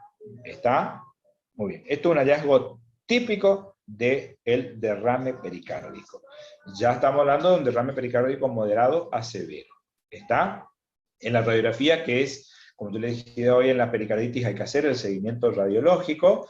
Muchas veces puede ser normal si el derrame es de poca cuantía. Ahora, si estamos hablando de derrames moderados a severos, adquiere una imagen, o sea, un aumento del índice cardiotorácico con una imagen en botellón. ¿Está? Una imagen en botellón. ¿Estamos? Fíjense acá, una imagen bien redondeada en botellón. ¿Estamos? Que uno mira a simple vista ¿No es en Cantimplora? y uno puede tranquilamente, también en Cantimplora, exactamente. Y uno, obviamente, yo miro esto y digo, esto es una cardiomegalia, ¿está? Pero lo que está teniendo el paciente es un derrame pericárdico. ¿Está? Fíjense acá, chicos. ¿Está? El perfil. Fíjense acá como incluso se puede ver ¿Estamos? Obviamente, ¿cómo yo confirmo esto? El ecocardiograma. Chicos, el ecocardiograma es el método de elección, no solo porque puedo ver el líquido, sino porque me sirve para cuantificar la cantidad de líquido presente en el pericardio. ¿Estamos? Muy bien. Fíjense acá. Esto es el modo M, estos son los viejos ecocardiogramas, todavía se sigue utilizando el modo M, ¿tá? Donde tenemos, fíjense, esto que ve acá arriba es el ventrículo derecho. Esto que ven acá es el tabique interventricular. Esto que ven negro acá es el ventrículo izquierdo. Y esto que ven acá es la pared libre del ventrículo izquierdo. ¿Estamos? Y esto es la pleura. ¿Está? Esto que ven bien blanco acá es la pleura parietal. Y fíjense el líquido en el medio. ¿Estamos? Muy bien, provecho. Ligero cuando tiene menos de 10 milímetros en sístole, ¿está? Moderado entre 10 y 20 milímetros en sístole, y grave más de 20 milímetros. ¿Estamos? Obviamente además me sirve para ver y sospechar cuál puede ser la etiología. ¿Estamos? Si es sangre, si es pus, si es alguna otro tipo de líquido, por las características. Podemos ver si está tabicado, etcétera, etcétera. ¿Estamos? Fíjense acá en un eco de 4 cámaras, donde vemos el ventrículo izquierdo, la aurícula izquierda, ya colapsada. Fíjense la aurícula derecha, ya colapsada. ¿Está? Estamos hablando de un derrame pericárdico severo. ¿Estamos? Fíjense acá, todo alrededor del corazón. ¿Está? Fíjense acá, espectacular esta imagen, chicos. ¿Está? El ventrículo izquierdo, la aurícula izquierda, la aurícula derecha, el ventrículo derecho, que ya incluso, fíjense que acá el ventrículo está dilatado, el izquierdo, pero el derecho ya está siendo comprimido, y el ventrículo derecho es lo primero que se colapsa, digamos. ¿Está? Y obviamente en el taponamiento cardíaco, al colapsar el ventrículo derecho, no puede llenar el ventrículo izquierdo y el paciente se descompensa. Fíjense el gran derrame que hay acá. ¿Estamos? Si trazo un Doppler tipo M acá y mido, esto tiene más de 20 milímetros tranquilamente. ¿Está? Fíjense acá, en 2 cámaras, veo la aurícula izquierda, las valvas de la mitral, el tracto de salida de la aorta, y acá tengo el tabique interventricular y la pared lateral del ventrículo. Fíjense acá cómo veo el derrame pericárdico. Es más, fíjense en este derrame pericárdico cómo se ve cierta presencia de fibrosis que impresiona ahí. ¿Tá? Probablemente esto sea de etiología infecciosa. O sea, es un derrame pericárdico y probablemente esto sea pus. Queda claro cuando yo digo que con la ecografía podemos ver las características del líquido, ¿no? ¿Sí? Muy bien. Ya es muy interesante verlo esto y fácil de verlo en ecocardiografía. Vamos, más ejemplos acá, ¿tá? Derrame pericárdico. Muy bien. El diagnóstico, obviamente, imagenológico es principalmente para confirmar. El ecocardiograma es lejos el método de elección para diagnóstico y cuantificar el derrame. Obviamente, puedo utilizar cualquier otro método de imágenes como la tomografía o la resonancia torácica, que también me sirven, pero obviamente el ecocardiograma es mucho más fácil y más barato. ¿Estamos? ¿En qué casos pido la tomografía o la resonancia? Cuando el ecocardiograma no esté disponible o tenga una mala ventana en el paciente. Eso puede ser en pacientes EPOC, en pacientes muy obesos, en pacientes que tengan una deformidad de la caja torácica, que eso da una mala ventana ecocardiográfica. ¿Estamos? Cuando está tabicado, ¿se acuerdan que cuando hablábamos en respiratorios, chicos, ustedes habrán visto y cuando veían empiema, antes de drenar un empiema, siempre teníamos que pedir una ecografía para ver si estaba tabicado mi empiema y hasta dónde yo tenía que entrar con el tubo de avenamiento pleural para drenarlo. En este caso es lo mismo. Yo estoy sospechando de que es un empiema, lo que está teniendo en el pericardio, o sea, si es pus, y si está tabicado, tengo que pedirle una tomografía o una resonancia. ¿Estamos? Y obviamente, si tengo una pericarditis que yo tuve que haber punzado y yo sospecho que tiene características neoplásicas, y tengo que hacer imágenes para ver si encuentro hallazgos imagenológicos sugestivos de tumores pericárdicos. Si bien son raros, ¿estamos? Son muy frecuentes en asociación con los mesoteliomas. ¿Estamos? El mesotelioma era el tumor de la pleura, ¿tá? Suele estar asociado a los tumores del pericárdico. El diagnóstico siempre se hace con la sospecha clínica y cuando yo punzo el líquido, ¿tá? Generalmente no se hace tratamiento invasivo, pero cuando yo punzo, cuando sospecho una pericarditis tuberculenta o tuberculosa o neoplásica. ¿Estamos? Obviamente pacientes que están con descompensación hemodinámica, que están en shock cariogénico y en taponamiento cardíaco, ¿tá? Esto hay que hacer el drenaje, obviamente, ¿no?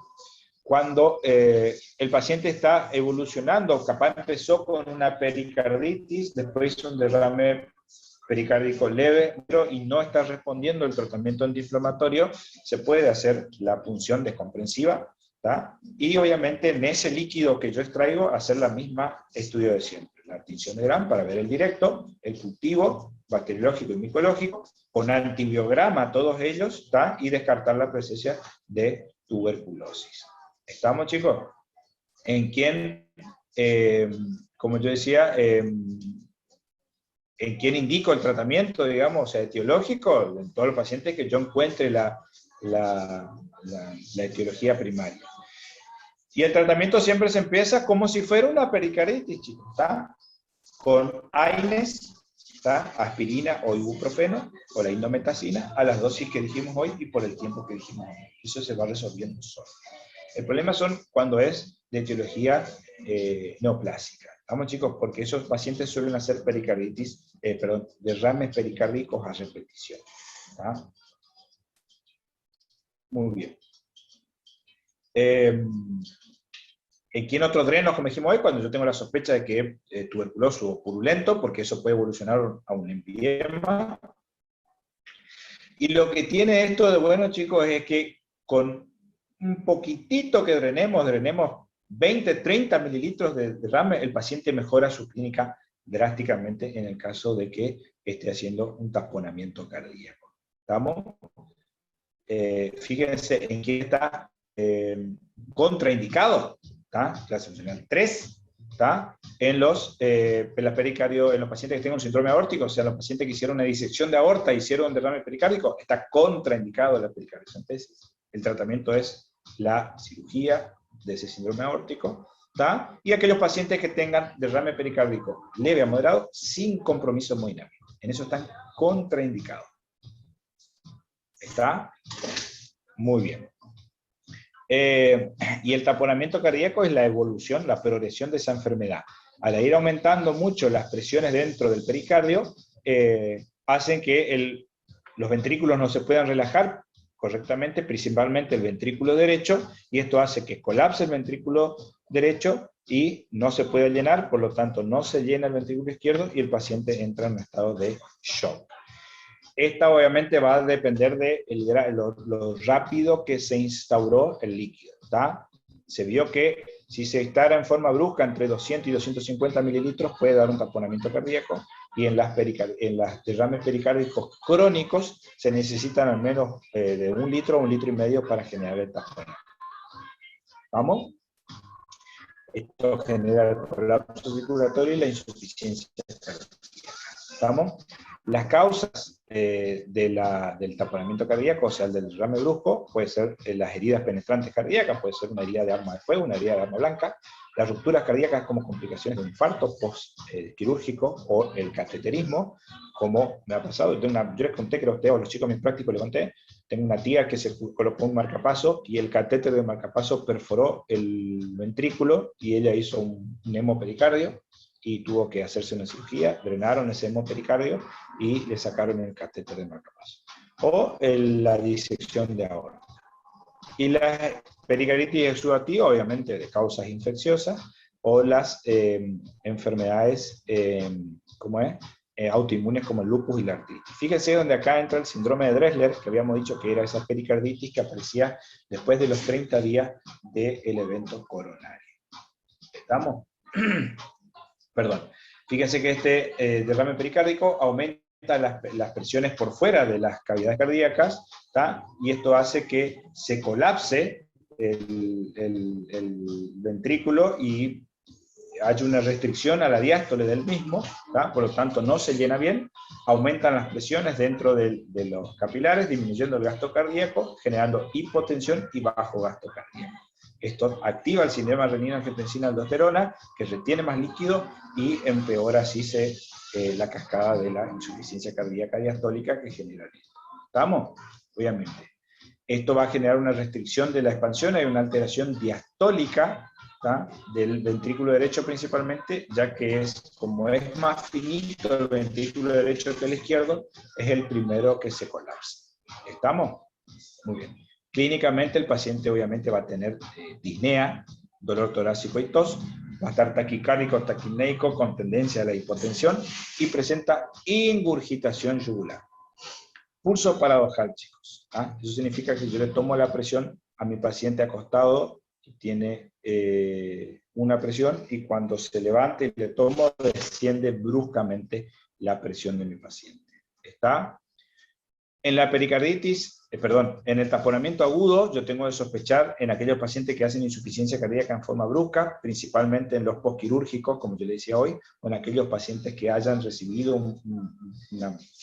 un procedimiento invasivo por cateterismo, ¿tá? Y los pacientes rápidamente presentan clínica de insuficiencia cardíaca. ¿Estamos? Muy bien. Fíjense acá la ingurgitación yugular, que podemos ver en el paciente, ¿está? Bien. Muy característico. Después, el pulso paradojal, como decía, la reducción marcada de la amplitud del pulso durante la inspiración y porque se generan los fenómenos fisiológicos, ¿está? El paciente tiene una marcada ingurgitación yugular, ¿está? Muy... A ver... Permiso, chicos, que es como aturdido.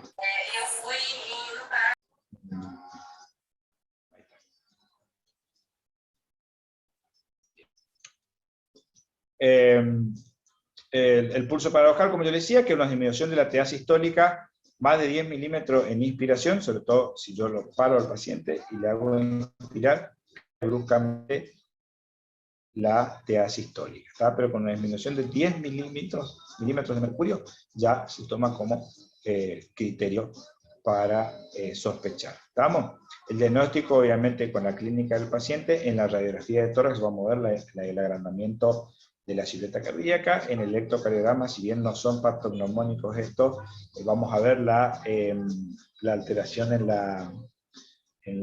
el tamaño de los complejos QRS y confirmamos nuestro diagnóstico con el ecocardiograma. ¿Estamos? ¿En quién están indicados el eco transesofágico? ¿Está? En el paciente no tienen un diagnóstico específico por la ventana, cuando tengo de sospecha de disección aórtica, o en los postoperatorios cardiovasculares, ya que el paciente tiene seguramente la esternoctomía, y al tener los catéteres, etcétera, puede ser que no tenga una buena ventana para mirar, entonces tiene indicación del eco transesofágico. ¿Estamos? Muy bien. Esto es mucho más importante o mucho más fidedigno el eco transesofágico o la ecografía transtorácica en comparación con la radiografía de tórax. Fíjense en esta eco, como habíamos visto hoy, ya tenemos las dos aurículas prácticamente colapsadas, por lo tanto no se llenan los ventrículos, disminuye en forma brusca el gasto cardíaco y el paciente se hipotensa y se choca. ¿Estamos? Muy bien. El tratamiento es la pericardiocentesis. ¿Estamos? ¿Quién está indicado? Cuando el paciente se hipotensa o entra en shock.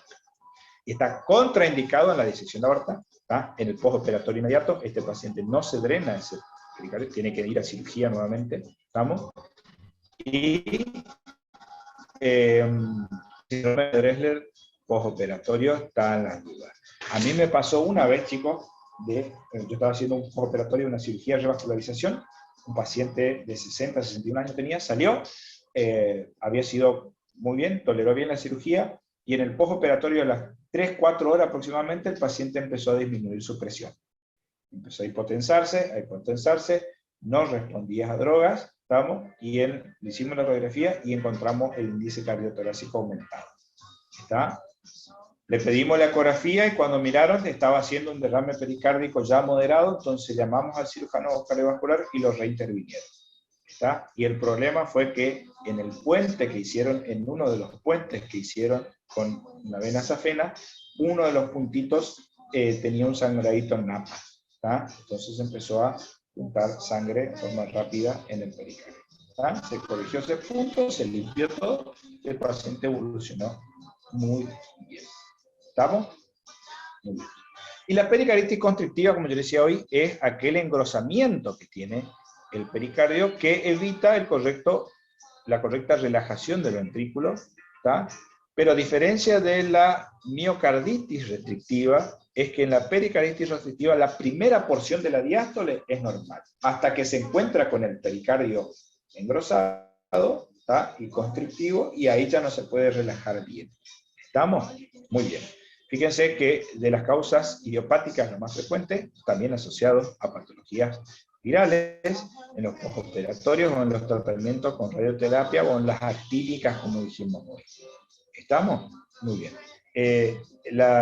Al disminuir la elasticidad del pericardio, obviamente disminuye el llenado ventricular, aumenta la presión en el fin de diástole y disminuye el volumen sistólico, por lo tanto cae el gasto cardíaco y el paciente empieza a hipotensarse. ¿Estamos?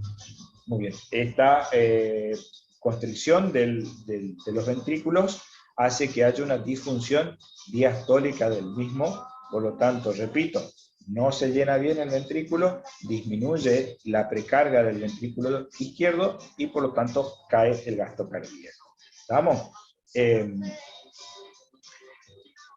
Repito, a diferencia de la miocarditis constrictiva, en la miocarditis, restrictiva y en el taponamiento cardíaco, en que toda la diástole se ve afectada, en la pericarditis constrictiva, la primera porción de la diástole, o sea, la protodiástole, está poco o nada afectada. ¿Está?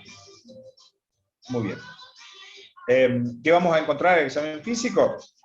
Ingurgitación yugular, obviamente, porque al no poder llenarse mi ventrículo derecho va a aumentar la presión venosa retrógrada y signos de insuficiencia cardíaca derecha. ¿Estamos? El knock pericárdico, si bien es raro encontrar, es en la región paraesternal izquierda o en el mesocardio. Voy a encontrar un ruido protodiastólico como si fuera un choque, ¿tá?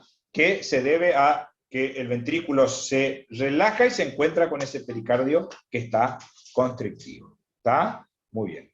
Fíjense acá en el electrocardiograma vamos a tener los complejos QRS de bajo voltaje, ¿estamos? Y puede aparecer, obviamente, signos de sobrecarga vía auricular.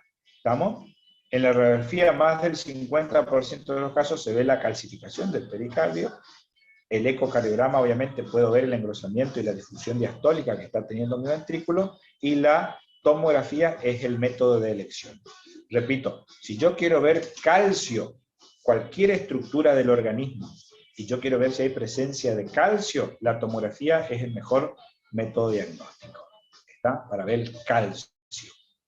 Fíjense acá, chicos, si bien acá está pixelado, cuando aumenté la imagen, se puede ver sobre la silueta, como es la flechita, el pequeño reborde de la calcificación, ¿tá? Del pericardio. Fíjense acá, se ve un poquitito mejor en el perfil. Fíjense cómo veo la calcificación del pericardio. Por lo tanto, esto hace que el corazón no se pueda relajar. Esto está exactamente. ¿Está? Bueno, fíjense.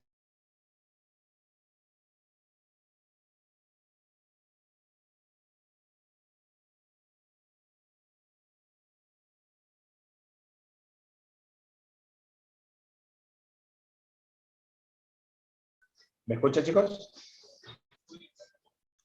Ahora ¿Sí? sí, doctor. Ah, se corta un poquito, ¿no? Muy bien. Como te decía, la tomografía es el mejor método diagnóstico, ¿tá? Y la resonancia también puede utilizarse cuando el eco o la tomografía no son concluyentes. ¿Estamos? Fíjense en la tomografía. Yo tengo esta imagen acá, ¿se acuerdan? Cuando vimos síncope, chicos, que yo les mostré esta tomografía de pericarditis constrictiva. Fíjense ya toda la calcificación del pericardio alrededor del corazón. ¿Estamos? Miren, es impresionante la gran capa del pericardio calcificado. ¿Ah? Miren, prácticamente todo el ventrículo izquierdo, el pericardio que rodea el ventrículo izquierdo, está calcificado. ¿Está? Este corazón no se puede relajar. Esto fue una paciente mía en la residencia. ¿Está? ¿Estamos? Fíjense, el 11 de marzo 14, ¿está? Entrando a mi segundo año de residencia. Bien. Pero fíjense la calcificación alrededor de ese corazón. Esta paciente tuvo que ser intervenida quirúrgicamente y se tuvo que hacer la pericardiotomía. ¿Ah? Se sacó todo eso. Había una filmación de esto, chicos. Esto abría y parecía un huevo de ñandú que tenía. O veía que algo se movía así y se hicieron esterilizar unas pinzas grandes y se rompía, se descascaraba así y adentro veía el corazón como latía. ¿Ah? Esta paciente se descubrió que creo que tenía tuberculosis. Es una pericarditis, primero tuberculosis y después evolucionó a una pericarditis constrictiva.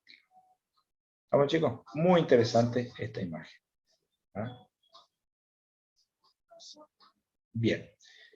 Como decíamos hoy, a diferencia de la miocarditis restrictiva, muchas veces en la primera etapa de la enfermedad suelen ser muy parecidas una de otras. ¿Cómo confirmamos? Al comprobar o demostrar imagenológicamente el engrosamiento del pericardio alrededor del corazón. ¿Estamos? Generalmente los pacientes pueden evolucionar mucho tiempo oligosintomáticos o asintomáticos, ¿tá? Hasta que tienen una marcada cuadro de insuficiencia cardíaca. Un marcado cuadro de insuficiencia cardíaca. ¿Tá? El tratamiento es quirúrgico, chicos. Hay que hacer la pericardiotomía, ¿tá? O sea, sacar todo ese pericardio que está constrictiendo, no sé si se dice así, está generando la constricción cardíaca. ¿Estamos, chicos? ¿Sí? Muy bien. Muy bien.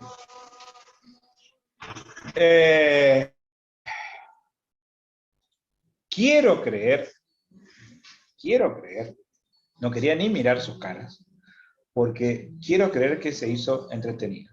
Son temas engorrosos, lo reconozco, son temas difíciles de hacerlos entretenidos, ya que son mucha teoría, esto no hay mucho por explicar en cuanto a pericarditis.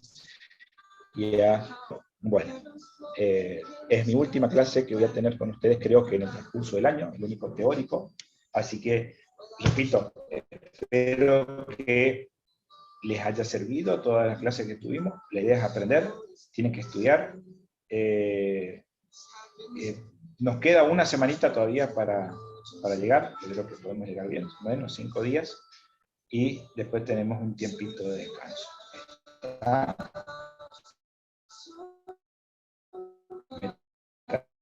Beneficios en cuarto año, no arrastren materias de años anteriores, porque después llegado al final, no, se le complica todo. ¿Estamos? Profe, estoy sacrificando Sí. así que le hago caso. ¿Cómo? Estoy sacrificando cardio para sacarlo de cuarto, así que algo tiene que pasar. Dale. Te espero en el recuperatorio, pero bien preparado, ¿eh? Después, porque después va a venir, no tuve tiempo de preparar, no hay excusa. ¿Está? Dale. Así que... Nuestro asado, siempre, doctor, ¿para cuándo? Y cuando levante. Bueno, pero ustedes no pueden venir para acá. Ese es el problema. Es verdad. ¿Ah? Muy bien. Aparte, yo con los brasileros hasta el domingo a la mañana no tengo mucho trato, sí. ¿Ah? Después vamos a hablar. ¿Ah? Bien. Gracias, doctor. Gracias. Sí. No, sí, man. Sí, vos, en Everton, en Guacho, me manda siempre los asados que hace ahí, ¿cómo es? Los petiños de corazón y de todas esas cosas. Eso no se hace con la gente. Este final de semana tiene dos. Sí, no, vale. Bueno, nada, chicos, hablando todo un poco, Profe. espero que les sirva. Sí. ¿Con cuánto se aprueba la era el oral? ¿Con 6, sabes? Aprobado o desaprobado, ¿qué importa la nota? Aprobado o desaprobado. ¿Está? Pero no es solo oral, ¿acaso no es solo oral? Sí, por eso. Sí, solo oral va a ser. Aprobado o desaprobado, ¿qué importa? No es un 6, es un 6000, no es un 4, es un 4000. ¿Está? Es aprobado. ¿Vamos? Se fijen en las notas, chicos, las notas no hacen nada. ¿Vamos? Dedíquense a aprobar. ¿El oral nos va a tomar nuestros profesores de práctico o nos toma cualquiera? Parece que muchos de los docentes sí van a tomar en sus respectivos horarios de práctico, pero probablemente haya, acuérdense que siempre se toma de a 2, probablemente se junten 2 docentes de distintos prácticos a tomar en distintos horarios. Yo probablemente siempre tengo un horario los martes y miércoles a partir de las 8 de la mañana, hasta las 11 como mucho. Así que en esos horarios probablemente vamos a ver, todavía no me pasaron ninguna lista, nada, de si voy a tomar. Así que yo estoy convencido, chicos, yo estoy convencido de que la mayoría de que está acá, si nosotros nos sentamos a charlar tranquilos y hacemos preguntas al azar, saben. Yo estoy seguro que todo el mundo sabe. Los nervios muchas veces juegan una mala pasada y uno tiene, me sumo porque también fui estudiante, chicos, uno tiene la mala costumbre de contestar cosas que no me preguntaron. ¿Tá? Entonces, solo me embarro, solo me entierro hasta la mandioca y hacemos macana. ¿Está? Yo los últimos exámenes que estuve tomando, el doctor Miguel pregunta siempre las mismas preguntas de él, son bien concisas, ustedes contestan la primera o segunda pregunta del bien y y van a andar bien. ¿Está? Muy bien.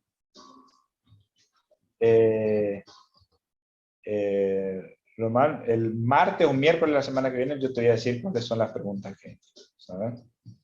Bien. Verónica, a ver qué querés saber yo.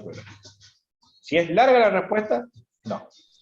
Depende de tu ¿Qué tal, pregunta. doctor? No, es cortita, quería saber si entendí bien, porque todos se tratarían igual, sería reanimación y todo, oxígeno si es necesario.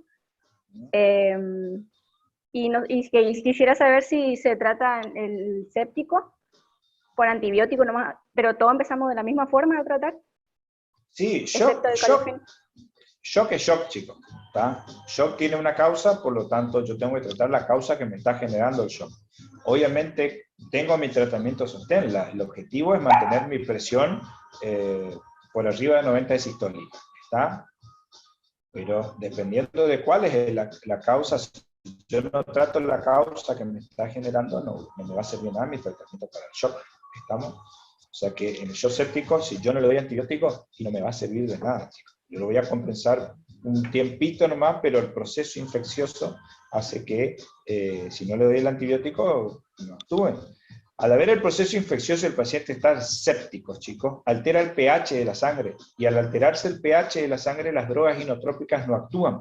Por eso es que cuando vean RCP, si ustedes ven un manual de RCP y el paciente ya tiene mucho tiempo de RCP, se le puede hacer una ampolla de bicarbonato, para evitar que baje el pH de la sangre y las drogas que yo le estoy haciendo, las drogas inotrópicas y cronotrópicas que le estoy haciendo, actúan. Pues si el paciente está en acidosis, no sirve ni el antibiótico ni la droga que yo le pongo. ¿Estamos? Muy bien. Sí, gracias, doctor. Dale, Verónica. Chicos, muchísimos éxitos, muchísimos éxitos. Lamentablemente le pusieron la final de la Copa América a 3 días antes del examen, así que se rompen el orto hasta las 9:45, y ahí sí se sientan, fondo blanco, una lata de lo que sea, y arranca su fin de semana, ¿tá? Seguramente, Neverton, vos me debes, no sé en qué momento, te faltan 2 años para terminar la carrera todavía, ¿tá? Te voy a encontrar en algún momento. Voy Sisman, me deben eso, ¿estamos? Chicos, les mando un abrazo grande.